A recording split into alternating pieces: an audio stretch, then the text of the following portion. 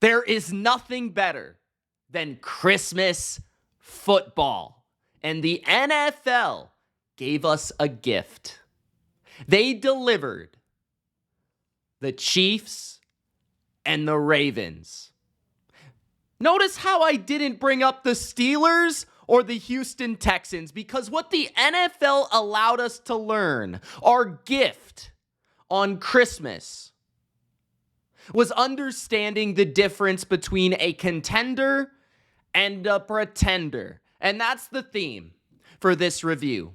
Welcome, football fans, to your Christmas Day NFL review. If you watch the games by yourself, with your family, with your friends, or not at all, this is the reaction, recap, and review of Christmas Day football. And the theme of today is pretender and contender. The nice and the naughty. Because on one hand, we have the Chiefs and the Ravens. And on the other, we have the Steelers and the Texans. Grant, spike the like button. Don't forget to subscribe for more NFL reactions just like this, including my Sunday reaction every single week of the NFL season. And let me know in the comments what you learned on Christmas Day about these 4 AFC teams that we will see in the playoffs. And that's kind of the disappointing part to me.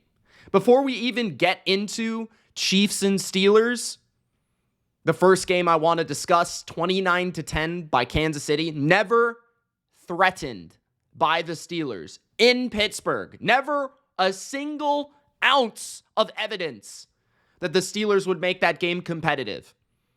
Before we get to that, and before we get to the debacle in Houston,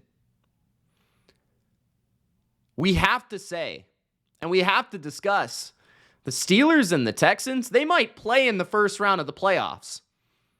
We might have a team in the divisional round that just doesn't belong. Because in the AFC, it's pretty clear that the top 3 teams are the Ravens, the Chiefs, and a team that didn't play today, the Buffalo Bills.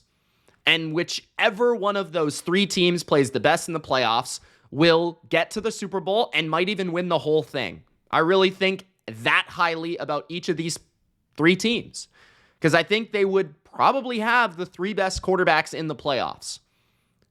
Undoubtedly. Unless somehow Joe Burrow finds his way in the playoffs, and then maybe you could throw him into that conversation, right? But the AFC to me is very disappointing. And we saw the difference today in the landscape of the AFC. We saw the difference between the teams led by Patrick Mahomes, Josh Allen, and Lamar Jackson. And we see the difference between that Group B, right? Like, we're talking about teams like Pittsburgh, Houston, Denver, the Chargers. There's just such a big difference between these 2 teams, between these 2 tiers of teams. It's like one of them is the real playoffs, and one of them is like they're happy to be there playoffs. And we might have the Steelers as the 5 playing Texans as the 4. And now maybe we could talk about the Texans maybe not having much to play for in this game, so therefore there was not a lot of fight or energy or passion going into this matchup, while the Ravens were fighting for the chance to really get a home playoff game and be the number 3 seed. The Steelers had more to fight for than Houston. And let's start off with Pittsburgh, losing at home 29-10 in a game where their coach and their team pretty much gave up by the beginning of the 4th quarter. Like, it was that bad to the point where Pittsburgh just was not showing a lot of fight or energy towards the end of this game, even when it was like a 2-score game, even when there was an opportunity for them to maybe like just compete and get a little involvement in this game, like look good towards the end of the game. No, they really didn't even try to make it a game. And their flaws showed up huge. And I'm sure that none of the Steelers fans that have been commenting on my videos all season will comment on this video, because none of them have been saying anything for like the last 3 weeks. They've all been quiet. They've all been silent. They've all been mistaken. And now I can finally sit here, and I don't even want to pat myself on the back, guys, because it is so obvious each and every year what the Steelers are. And they are who I thought they were. Fugazi frauds. They're led by a quarterback that is not great anymore. Russell Wilson at one time was one of the best quarterbacks in football. He has not been that in 3 or 4 years. It has been a minute. The Steelers, I talked about how flawed their offense is, how inconsistent it is, how inconsistent their drop-back passing game is, how bad and underwhelming their offensive line is, especially from a pass protection standpoint, how overrated their defense is, specifically in the secondary. And every single one of their flaws showed up in this game, including Mike Tomlin. Mike Tomlin facing a coach that he'll see in the playoffs if he wants to go anywhere, and being totally outclassed, being totally outcoached, being coached circles around. And this is my problem. Steelers fans are always saying, oh, you continuously bring up that the Steelers haven't won a playoff game since 2016, Mitch. Yeah, and there's a common theme there. Like, yes, they get to the playoffs. Yes, Tomlin doesn't have losing records. Yes, he gets the most out of the least. But once he plays the best, he never overcomes it because his coaching can only take you so far.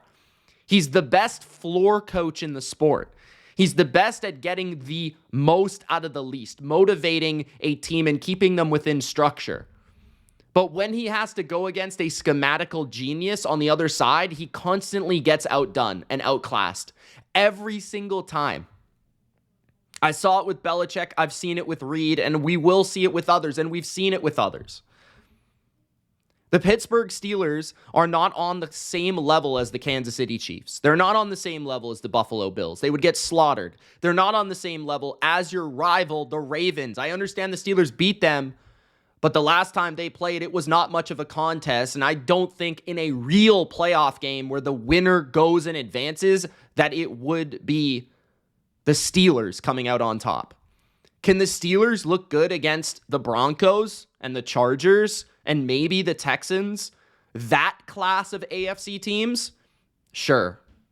But that's exactly what I've been saying all year. That's exactly what they are. They're a B team. They're not an A team. And the Steelers and their fans and this continuous narrative of you've got to believe in the Steelers because of what their record is, that is why my analysis and my power rankings are not based on record. It's based on what I see. It's based on what I know. It's based on what I've seen from the NFL over my life.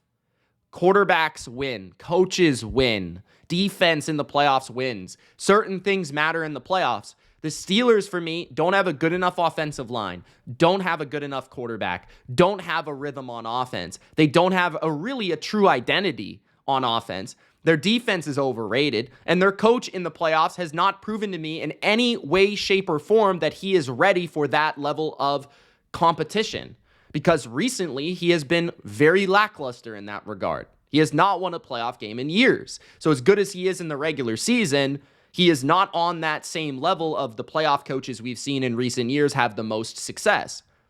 That includes Andy Reid, right? And we could talk about many others that have been better in the playoffs in recent years, but just you start with Andy Reid, right? 29-10, and I don't want to take away from the Chiefs here because I thought this was maybe their most impressive game of the season. This was a short week. This was on the road. This was in a hostile stadium and environment. I've been to Pittsburgh. I've attended a game in Pittsburgh before. It's loud. It's a different stadium. It's always difficult to handle because of the wind and the trajectory of the football on special teams and kicking. There's weird things that happen in Pittsburgh. You've got to deal with the terrible towels. You've got to deal with their loud, obnoxious fan base. You've got to deal with a lot of different things there. And weird things tend to happen in Pittsburgh. And the voodoo of the Chiefs outdid the voodoo of the Steelers here, but I don't even want to get into voodoo because I don't think the refs made a huge difference in this game. I don't think that there was really fluky play by either team that sided with either team. Maybe there were a couple breaks that could have gone the Steelers' way that didn't. Sure, but that happens in every football game. I just felt like the Steelers got outclassed schematically. They got outplayed at the quarterback position, and their offensive line was extremely overwhelmed. Pittsburgh, statistically speaking, ends the game with a 50% on third down, 23 first downs, and 364 total yards, which is extremely misleading. They also end up with 202 rushing yards somehow, at least according to the statistics. But they got totally outplayed. And I felt like the Chiefs approached this game as I would as the coach. What you do against the Steelers is it's the same thing that Tom Brady and the Patriots would do back in 2010. I mean, this dates back so many years. It's actually crazy. You spread them and you shred them. You spread them and you shred them. And that's exactly what the Chiefs did. 29 for 38, 320, and 3 touchdowns for Mahomes. This defense is an excellent matchup for the Chiefs because they're a yak team. They're a quick passing team. Mahomes has some of the best timing and, understanding of where to place the football 4 yards after catch, understanding where his targets, when he's hot, how to get the ball to that player, just understanding blitzes, knowing where to go with the ball against the blitz. Mahomes is excellent against that. He's excellent. That's the best part of his game right now because his deep ball is not all that efficient anymore, and that's not what this team and this offense is really made to do. And that's why I think this is a nightmare matchup for Pittsburgh. Because on that side of the ball, it's Mahomes to Worthy, who had 8 catches for 79 yards and a touchdown, and he's extremely fast, and he picks up 5 yards in a hurry. Kelsey is still a master at finding the soft spots and zones. He had an excellent game today, especially towards the end. He finished it off and capped it off with a touchdown. You've got the other tight end, Noah Gray, who can do some damage. We saw Justin Watson have the lone deep ball of the game and get behind the defense, and that stretches the defense out just a little bit when you give them that opportunity. Marquise Brown was involved. D-Hop, not so much, but I felt like Worthy, that's continuing to be a sign of the Chiefs continuing to trend forward towards playoff football. This kid is kind of becoming the Rashee Rice of the offense this year, where he is a rookie who's trending towards the playoffs, who's playing at a very high level, and they're understanding what he does well. They use his speed, they use his elusiveness, they use his quickness in the underneath game, and they finally put him in a good position to succeed. He was my 5th favorite receiver coming out of the draft, just because, having seen him at Texas, there's just not a lot of electric playmakers like that. He'll work in the NFL in some sort of fashion or form, and it was a little rough early in the season, but that was because it felt like they were using him in the wrong way. And now it feels like they've used him in the right way. Their run game was efficient enough. Kareem Hunt, 20 yards and a touchdown. Pacheco involved as well. And Mahomes with a couple scrambles. I would say that Mahomes, when he was scrambling, the Steelers did a poor job of containing him in the pocket. Highsmith running the loop. I felt like, the Chiefs could really get mostly whatever they wanted. And the only times that the Chiefs were really stopped was by the pass rush of the Steelers, rather like some sort of pressure that forced an incompletion where Mahomes would try to throw it away, or it was like a tipped pass or something of that degree. I thought overall, the efficiency of the Chiefs was very good, especially early in the game when it needed to be at its best, and later in the game when they needed to finish the game. It felt like this was pretty easy work for the Chiefs. It really felt that way. On the other side, I thought that Pittsburgh's offensive line had a really tough day, and Russ was constantly under duress. George Karlaftis had a good game. Chris Jones didn't play, which forced other guys to step up. I thought that Mike Dana had an excellent game. I thought that their defense overall against the run was a little bit more susceptible. Maybe they could have leaned into that a little bit more. Jaylen Warren was excellent, I thought, for the most part in this game. He had 71 yards in the game, 6.5 yards per carry. Pickens tried his best, but he was pretty inefficient. 3 catches, 50 yards. Freiermuth had some nice yardage in the game. Calvin Austin a little bit later on. He should have been involved earlier. I was a little bit underwhelmed by how the Steelers went about attacking the secondary. I thought that they should have attacked the matchup with their tight end more often. I thought they should have gotten, Warren a little bit more involved in the passing game. I thought they should have gotten Calvin Austin in particular more involved in this passing game. And Russ made a critical interception in the red zone at a critical point in the game that could have maybe turned the tide towards Pittsburgh a little bit and made this game competitive. But that was huge. He made the wrong read. It was intercepted in double coverage, essentially, in the end zone. To me, Kansas City had more penalties. Like, this to me just felt like a team where it's just different classes of execution, different classes of offenses. I thought the Chiefs' offensive line, once again, was fantastic. That's like the second or third game in a row where I felt really good about their offensive line. There was points in the game where Jawan Taylor wasn't so good, but Joe Thuney was great in the game, and he continues to shine at left tackle. Their interior continues to get the necessary rushing totals, but this very much to me felt like a Patriot classic game plan against the Steelers. And I know that like the Chiefs and Patriots game, comparisons will be made. But to me, like, that's what it felt like. Like, the Chiefs didn't really try to run the ball that much. They didn't really try to attempt it because they understood that they were not going to win that matchup. But when it came to the short passing game, clicking in the short passing game, that's what they were all about in this game. And it was spreading it out to a lot of different players: Kelsey, Worthy, Watson, Brown, P. Ryan, Juju, Hopkins, Gray, all caught passes in this game. And just spreading them out and getting the ball out, throwing screens, throwing it to the outside edges, working those cornerbacks. No Joey Porter Jr., working that matchup. And Najee Harris got a lot of garbage yards in this game. A lot of the statistics for me for Russ and company were very empty. Defensively for the Chiefs, they had 2 sacks from Mike Dana. They had a sack from Uzoma.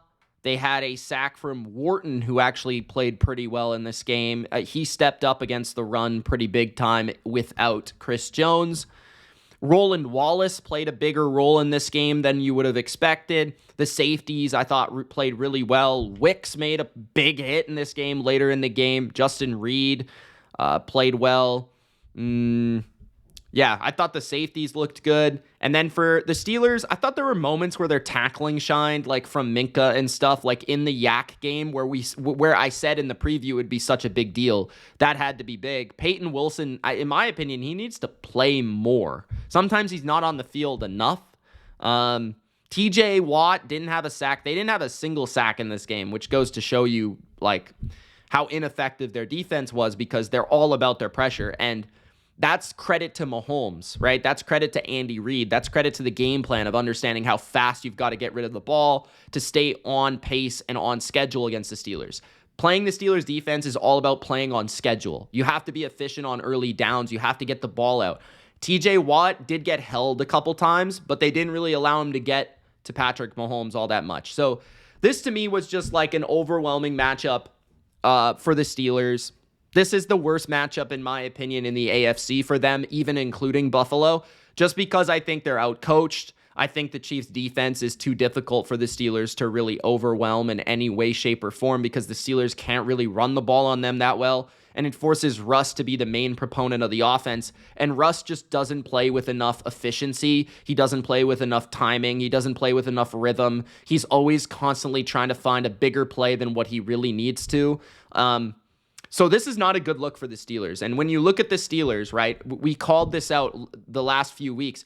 Like, I told everybody about this team. Like, the Falcons, the Broncos wins, the Chargers wins. We're all at the beginning of the year. Justin Fields was the quarterback. Everyone's trying to figure themselves out. Bo Nix is a rookie in his second game. The Chargers, Justin Herbert got hurt when the game was 10-10. Falcons, they played Kirk Cousins off his Achilles, right? Then they go on and they play teams like the Raiders and the Jets and the Giants. And sure, they beat the Commanders and they beat the Ravens, a division rival. But when you really look at them, like, the 3 real teams they were set to play, they got destroyed in each game. They played the Eagles, they played the Ravens, they played the Chiefs. They were not close in any of these games. They were all double-digit losses. They're all against legitimate contenders. The Steelers are just not in that category, and it should be time that the Steelers fans realize that. I'm sorry, it's just the way it is, and I've been warning you, and that is where we're going to end this conversation. As for the Chiefs, I think that they look as legit to three-peat as they have all year. And they are truly peaking at the right time, which is a scary thought for the AFC. because I felt like last year they were a little fortunate to get through the playoffs and all that stuff, but there were inklings of them doing something in the playoffs, but there was not a lot. With this team, it feels like they're definitely there offensively. It feels like if they're going to get to the Super Bowl and win the Super Bowl this year, I think their offense has to play with this level of consistency and efficiency, because I think there will be teams that can score on them. I understand that their defense is like the best in the league in scoring, but there were even, like drives in this game where a more competent passer, a more competent offense could move the ball if you can understand where to go with it. Even last week with the Texans, right? But, when you play Josh Allen, you play Lamar Jackson in the playoffs, right? Those are going to be matchups that I think are going to give the Chiefs maybe some problems on that defense. So their offense is going to have to come up big and eventually score 30 points. They were near. They had 29 in this game. They were very close. They flirted with it. Let's go to the next game, which is the Baltimore Ravens at the Houston Texans. This was an absolute blowout. Am I shocked that it was a blowout?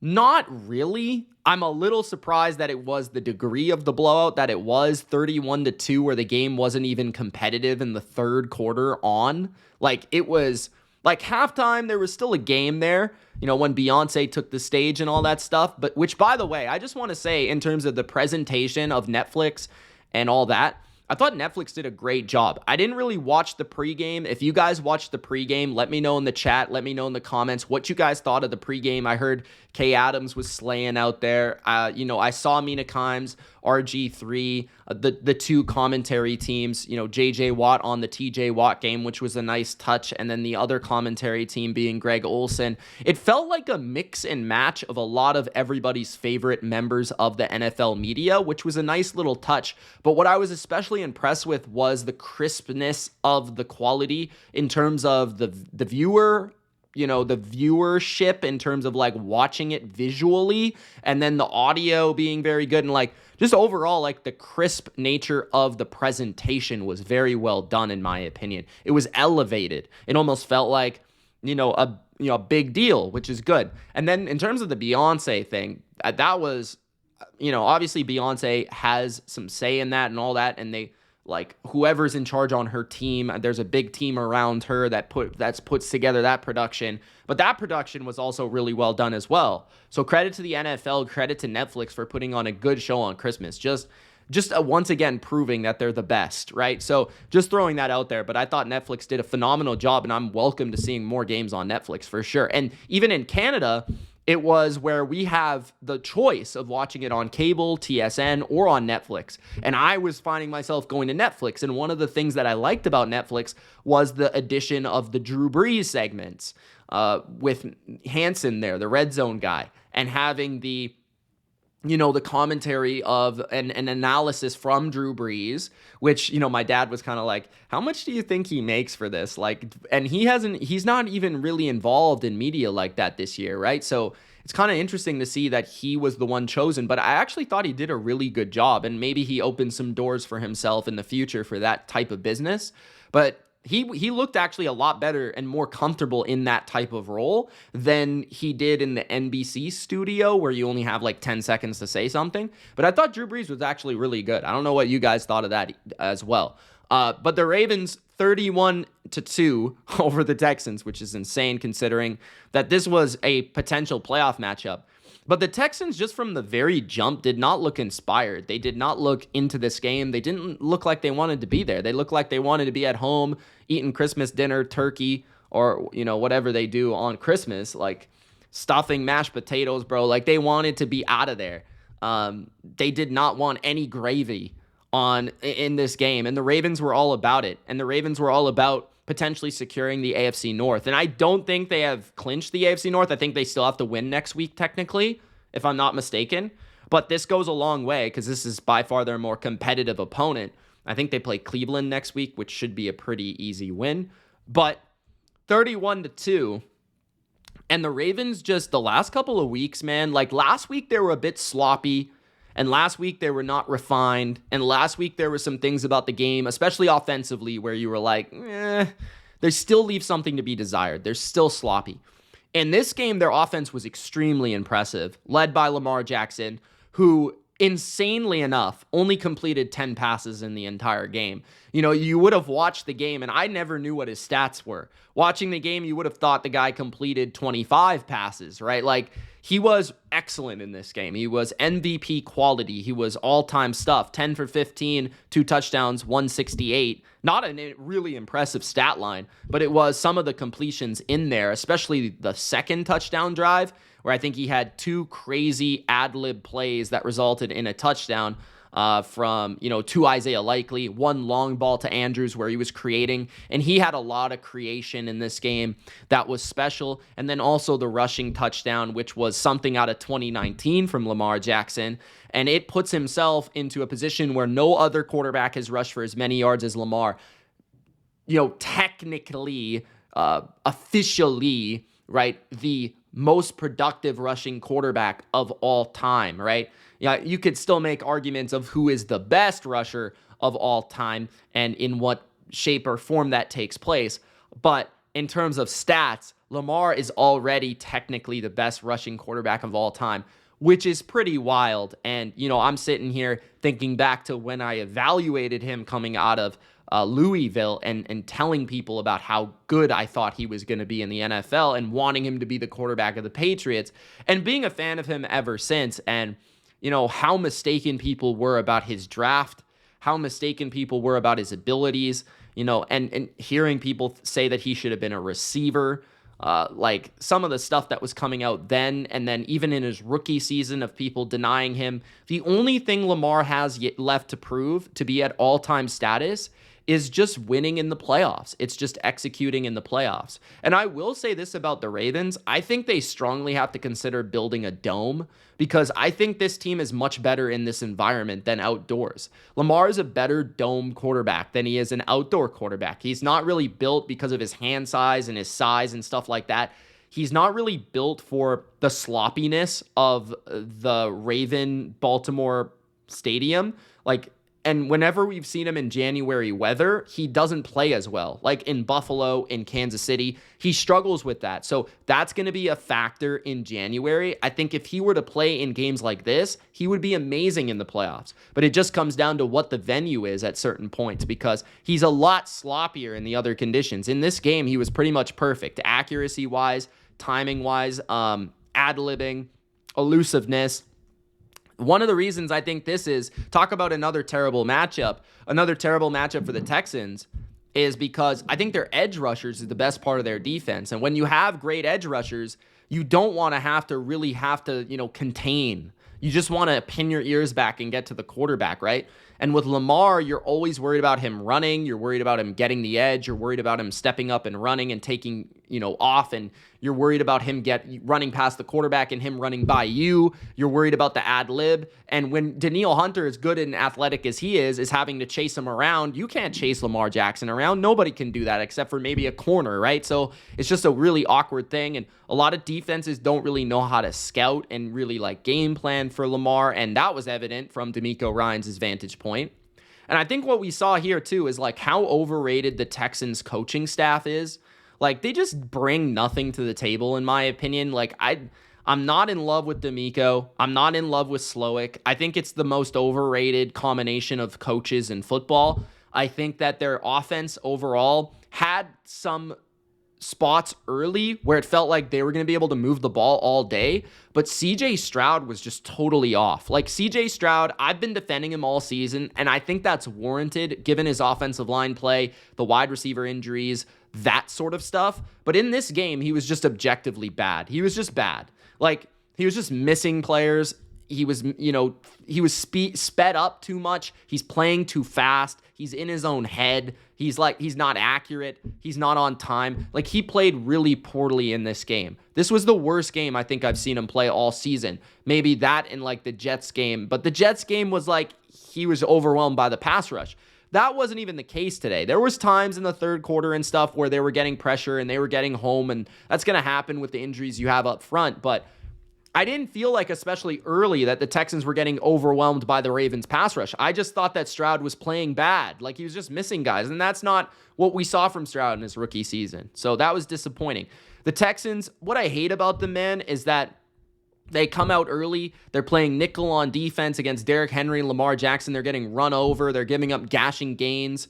And then, on the flip side, offensively, they're like running the ball on 2 consecutive plays and they're just going 3 and out. Like, it took them forever to like figure out what game they're playing, what opponent they're playing. It's like they didn't even game plan all week. They just came out and they did the opposite of what everyone would think you would do.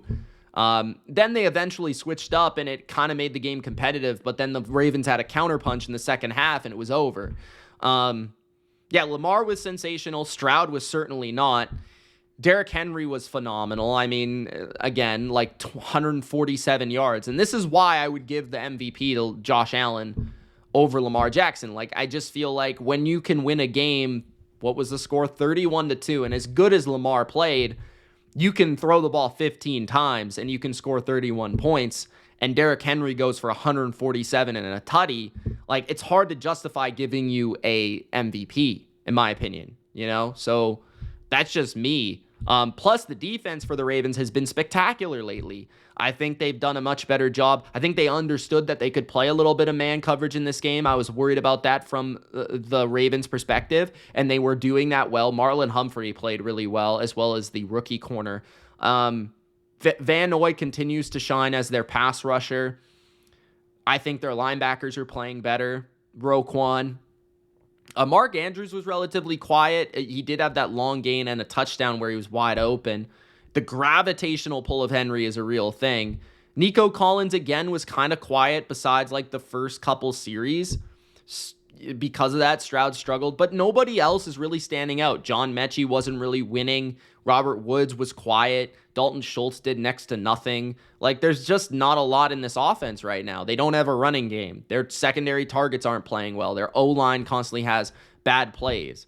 There weren't a lot of penalties in this game. There weren't a lot of huge penalties at all. But 432 yards to 211 yards is complete domination. It's complete domination. 25 first downs to 10 first downs. Felt like the Ravens had the ball the entire game. This was just so boring. This was one of the most dull, boring games I've ever seen. 38 minutes of possession by the Ravens. It was a complete, utter blowout. Like, really, truly. The best part of the game was Beyonce. And I'm not even a huge Beyonce fan. So, yeah, it was tough to watch, man. The Ravens looked like a true Super Bowl team. If their defense can continue to ascend and play at this level, they're elite against the run. That sets them up well, for everything. They run the ball exceptionally well. That's a gravitational pull. It opens up everything for one of the best quarterbacks in football. When they wanted to pass early, they could to Zay Flowers. When they wanted to run early, they could with Henry. When they wanted to close the game, they could. When they wanted to go play action, they could. There was just nothing the Texans did that really stopped them at all. For the Texans, you just have to wonder if they can rebound from this. If they were really all that in this game mentally, it felt like they were not. It felt like they were completely checked out.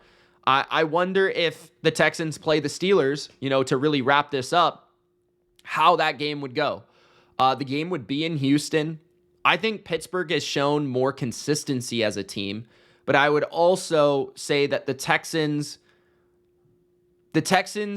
they do kind of have that feel to me where at home in a playoff game, I would maybe lean them like by a point or two, but it's razor thin. They're almost the same team.